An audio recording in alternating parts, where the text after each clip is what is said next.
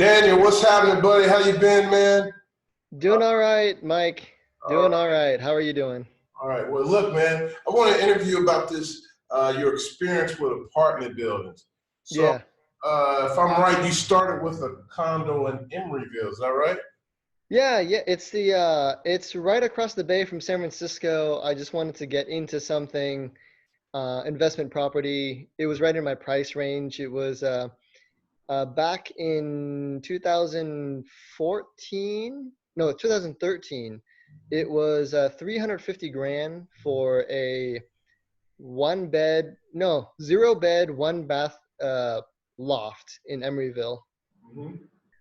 It was 645 square feet. 645 feet. And how much did Square you feet, yeah. It Okay. was for sale for 350. I went there. I made the mistake that most investors make, in that I bought a place um, that I wanted to live. So it was a bit more fancy than um, than a normal rental, but that was me being a beginner real estate investor, not knowing what I do now. Okay, and then you bought a 4 unit after that condo. Once you Yeah, so I had that condo for about a year, and then I learned that more units is always better. So I sold the condo. I did a 1031 exchange into a 4 unit in San Jose, California. Purchased a 4 unit for 1.3 million. Whoa, that's a lot, man. Yeah. And so once you sold that condo, you decided to do the 1031, and then that's how we met. And then you bought this one right here that we got a picture of, and Yep. what we're looking at right here. Yeah, I did. So from the fourplex, I did a 1031. 18 months later, sold it for 1.7, and then I realized it was much better to go out of state and not invest in California. So this is when I met you guys, and I purchased this 28 unit building from you guys. And when I got my first rent check, I quit everything. Just enjoy life. Hey, so this is my question here.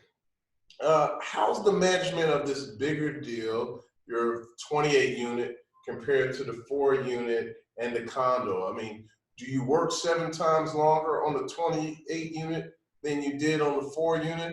I mean, what's the difference here? The difference is, so when I first started with the condo, I was self-managing, so it was 100% me. When I went to the 4 unit, I hired a private property manager, and he was actually my broker. He was a really good property manager.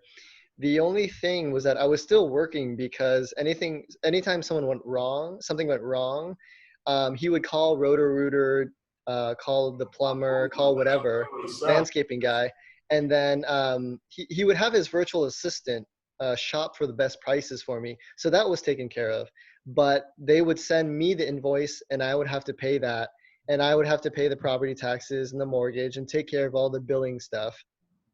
Um, so the difference between, I would say, having a property manager here versus having a property manager at Shady Mist is that the scale allows you to go and get not a mom and pop's property manager, but an institutional size property manager that just decreases the costs and decreases. I no longer have to do the work of paying these invoices. The new property manager is they have in-house maintenance people, they have in-house property management people.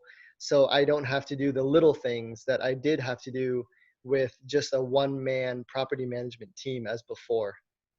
Right, and you're not taking the late night calls either, or Exactly. HVAC late at night either. So, Exactly. And that's what allows doing a bigger deal. It allows you to get a property management company that is larger, therefore has the in-house services, as opposed to just a one-man operation that took care of my fourplex. so in summary, what you're telling me is your 28 unit building does not take any more work than your 4 unit building. It actually takes less work. Wow. So So I guess the question is, how come people are not doing bigger deals? it's the same problem, not problem, but the same. My analogy is it's the same as people who keep renting and not buying, is because they simply don't know that when you do a bigger building, your work actually goes down. Just like people don't know that when you buy a house, your mortgage is very similar to rent, if not maybe even a little bit less. Hmm.